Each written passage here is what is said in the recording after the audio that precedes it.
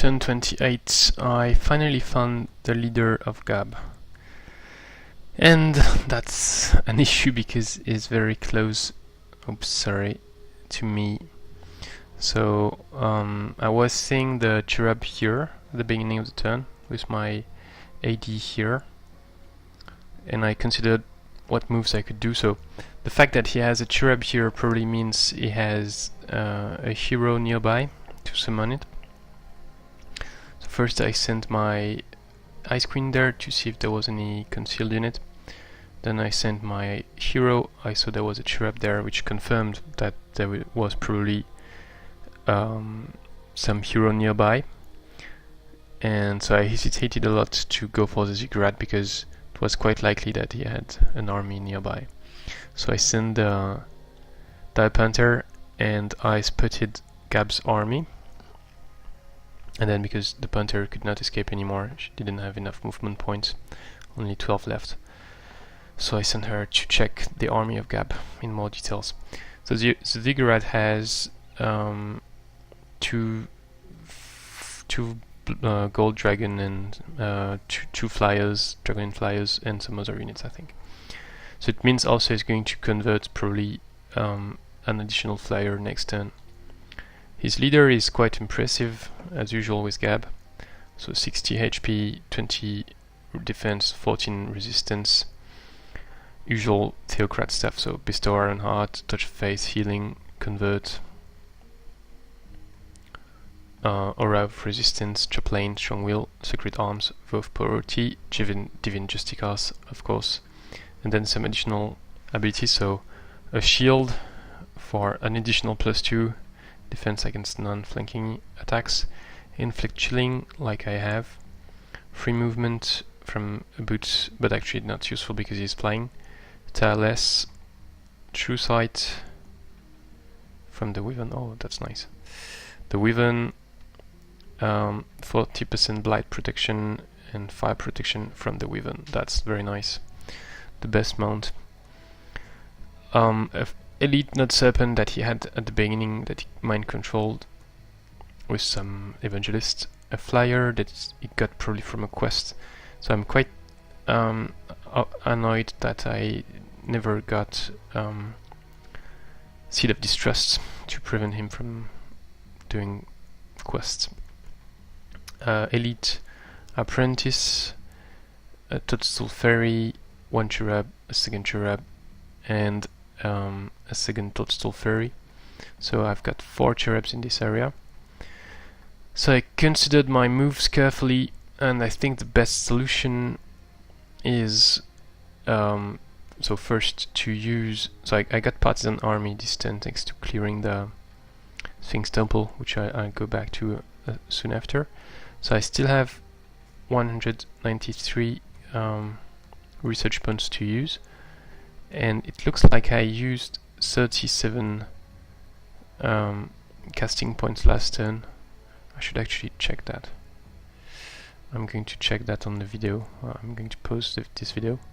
Sorry, I don't know how to count. That's 27, but still it means that if I take sorcery, then I get to 55 and I can cast the Phantasm Warrior. And then I can kill this Cherub. So, the other option is to cast the Phantasm Warrior with my leader. So my priority, of course, is to save as many units as possible. The issue is he has at worst 9 movement. He can move 9 hexes, at best 10 or 12 or 13. His leader plus his Node Serpent could kill probably my stacks if I have 2 units only or something like that. The Ice Queen moves only 8 hexes every turn, so she's too slow, and Gab is going to catch her. The Baby Reed Serpent is even slower, so I cannot keep them with me. I can only move with my hero and an apprentice. So my plan is to send back the Reed Serpent toward northeast together with the boar, hide with the apprentice there because I've got what's going on, okay, there, because I've got partisan, so I'm going to be concealed on the forest, and his true sight unit, so this guy has only 4 hexes move vision range, so he's not able to see me, and this guy has only 2 hexes vision range, so even less able to see me. The Node Serpent doesn't have true sight, right? Yeah. Then with my AD I can move as far as I can, at least there, and I'm also concealed. Then with the Ice Queen I move around there to kind of bait and let him think I'm moving toward the cave entrance. And then I've got the Phantasm Warrior here. We went to see the surface. I wanted to check if it was an island, but it looks like it's not. Maybe it is. Anyway, now I can send him back. And also conceal on here and hope that I can escape. So that's the plan. And so I would conceal also here with the other Phantasm Warrior. So let's do that. So first, sorcery. Yeah, now I can cast the Phantasm Warrior.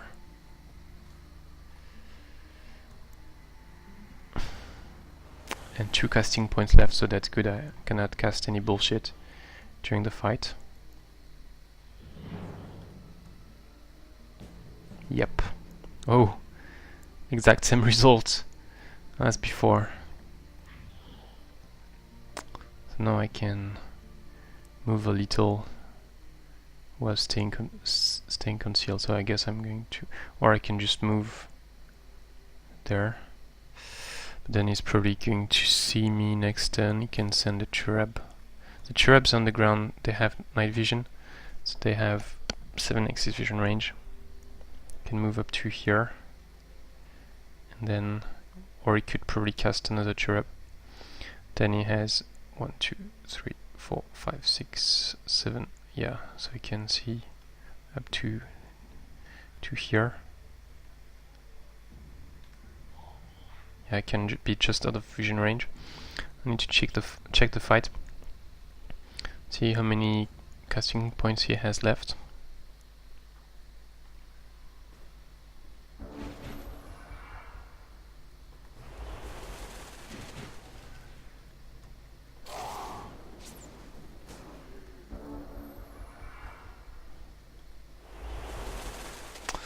.22, so I don't know if he cast, if he had a Cherub casting with 18 casting points, that he would be able to cast another one.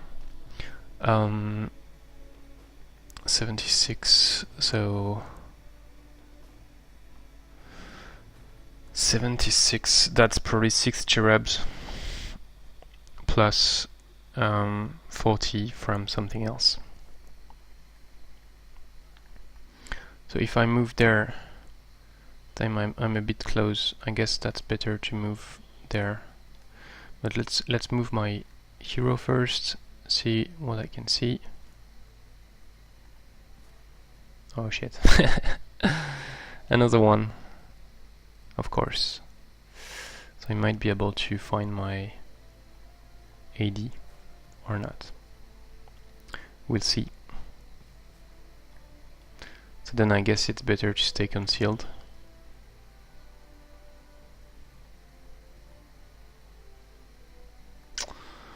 Hey, hard choices. Let me think a bit.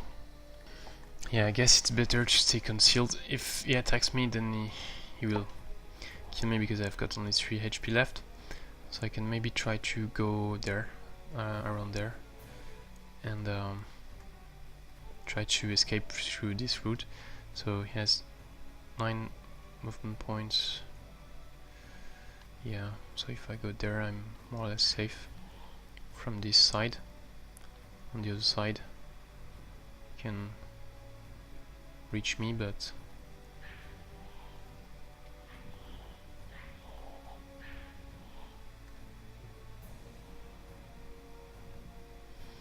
yeah, let's do this. And then as far as I can.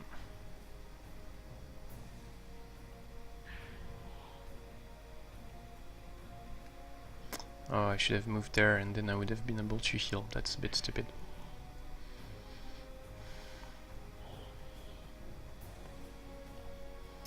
Okay, escape. So what's the fastest route to escape? Guess that's better like this. Oh shit. they are everywhere. Okay, so let's kill. Let's try to kill it.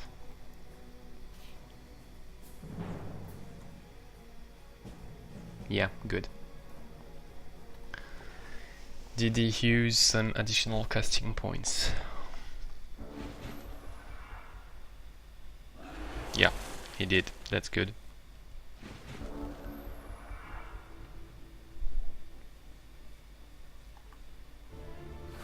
Nice. Nice. Good job. So he was cutting me all along. He knew where I was. My stack staying just behind me. So that's the anti-scooting I was talking about. But it means the 6 Cherubs he had, I know the location of 5 of them. So and then I know the location of the 6th one actually. So he might have only 1 Cherub left on this area, which is good for me. It's good to keep him busy in this area. But now I will really need to play really partisan tactics.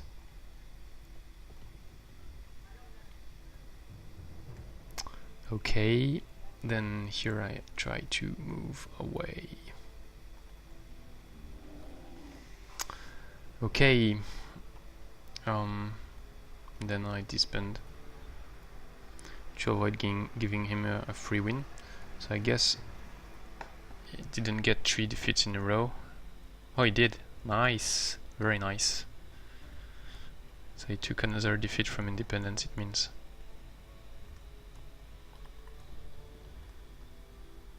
Because I did only 2 battles. So here I moved more towards the north. Oh, actually I have battles to do here, I forgot. Okay, so I'm going to do these battles first and then continue the recording. Okay, so I did the battles. I planned 3 battles, but the last one was a bit complicated, so I had to retreat.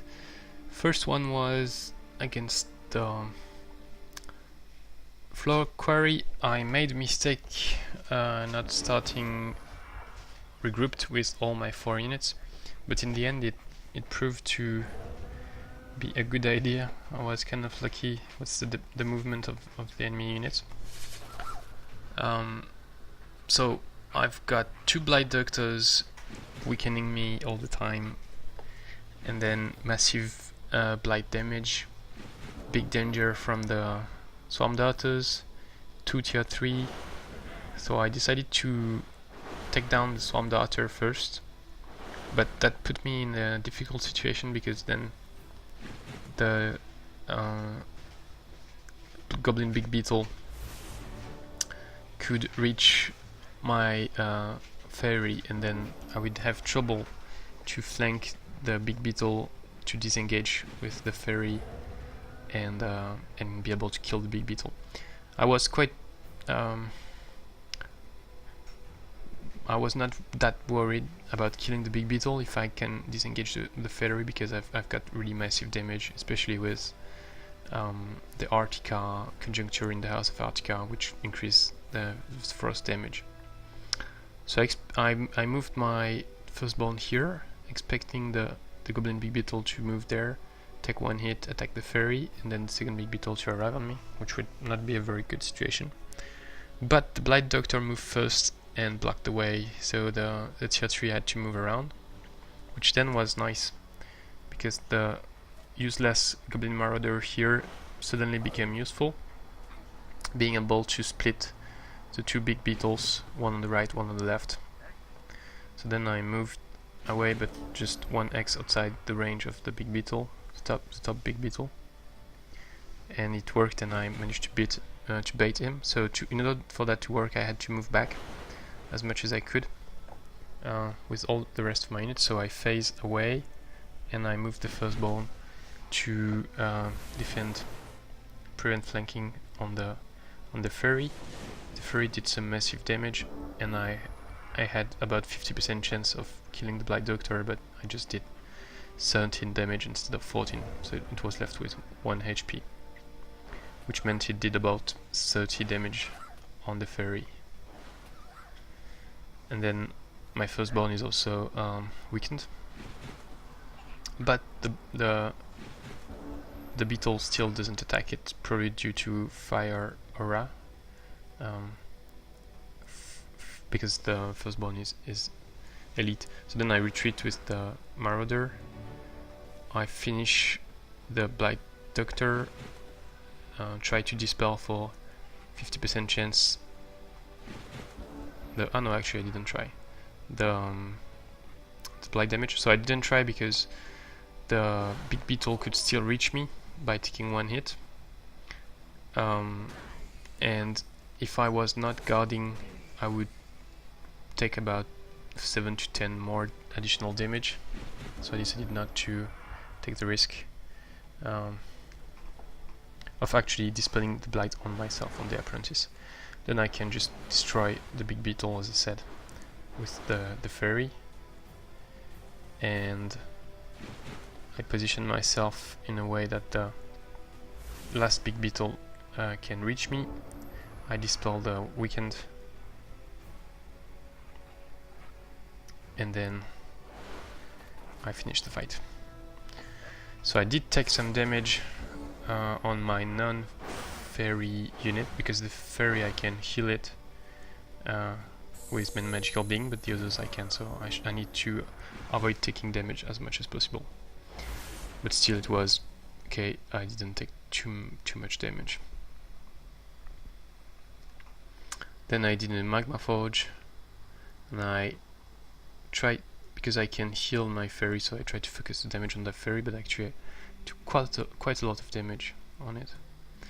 And then I tried 3 versus 5 at the Lost Library. Actually, the aim was just to heal the fairy if they didn't attack. So actually, I think I lost more HP than I saved by doing this, which was a mistake. And I should have kept the Marauder didn't have enough movement points to arrive, but I should have kept him nearby to do the fight on the next turn when I'm healed and I have 4 units.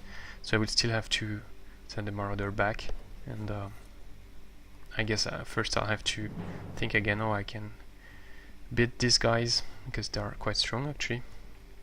But yeah, if I feel I can do it, then send the Marauder back, then do the inn and keep moving, do these 2, and go for the Sphinx Temple, which is the main target in this area. So in this area, I'm not sure where Gab is. It looks like he already absorbed the dwelling, which is a bit weird. It should take him 4 turns, so I'm not sure what happened. Oh, he plundered it actually. He plundered the dwelling.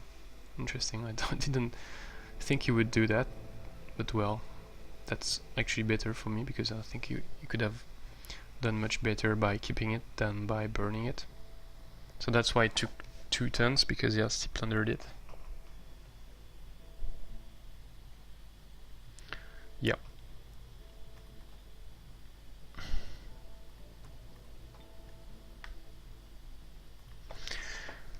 Okay, then I already showed this area.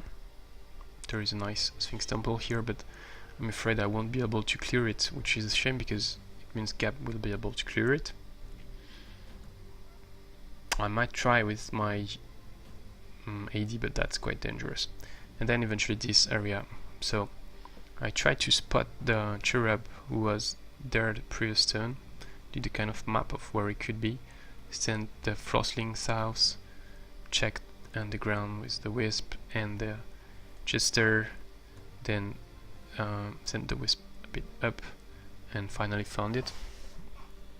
So I had the option of summoning the Phantasm Warrior here and killing it, but because I'm concealed, I feel like I can wait a bit, and I've got the Griffin Rider coming, so I plan to kill it next turn. So I'm moving here to stay concealed, and then moving there, taking the haste berries, or not actually, but I don't think I'm going to move in that direction with my leader stack, because except this, which is actually might be good to clear that actually. So maybe I could next turn. I don't think I can reach that in next turn, but then after I clear these 4 sites, I might go there, clear this, yeah, go there, clear this, take the haste berries, move back. I need to calculate that. Let me check. Okay, so it looks like it might be possible to do a move where I clear the 4 sites, move toward there, and then the next turn clear this, take the haste berries, move back. So let's... ah shit. I thought I could reach a place where I could be concealed. But actually I've already moved 3 hexes. So maybe I could move there. Because I need to have enough movement points to reach the Cherub with my Griffin Rider. So that's a difficult choice. Should I try to get this site, or prefer being able to be sure to kill the Cherub next turn? Difficult choice. I guess it's better to keep the haste berries and hope I can find a solution for the Cherub. So is it better to be here or there?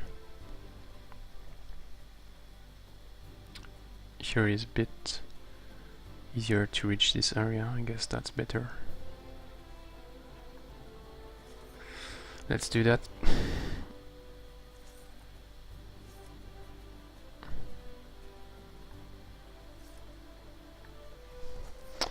Okay, then, so my hero reached level 11. I took Divine Justicars, which I might use when I'm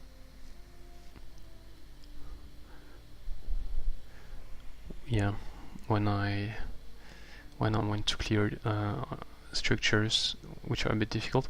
I don't know what happens if you are led by a sorcerer and you clear an item in range of an enemy unit. I guess you can still see all your units even if you are invisible.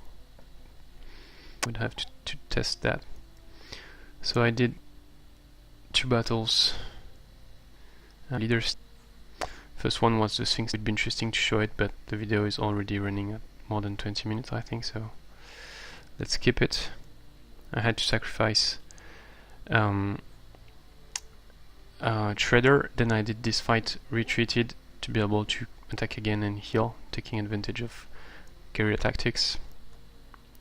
And yeah, so I completed it, and then you know the rest. So yeah, I gave the Obsidian Weaven Mount to my Theocrat because I received it this turn. Then I've got the other items coming up in 2 turns. Still have some research, so I'm going for Summon Fantastic Creature, and hopefully after I clear this Sphinx Temple, then I should get... Oh shit, that they're going to spawn probably next turn. Forgot about that. Hope I stay safe. So yeah, after I clear the Sphinx Temple, I hope I can get the Node Serpent. Then I can summon probably one Node Serpent, value him up to Elite. Then that would be a good unit with me, because they have Inflict Stunning, and I don't think I can get Eldritch Horror because it's 1600 research points. Here again, no. And yeah, that's it for this turn. Thanks for watching.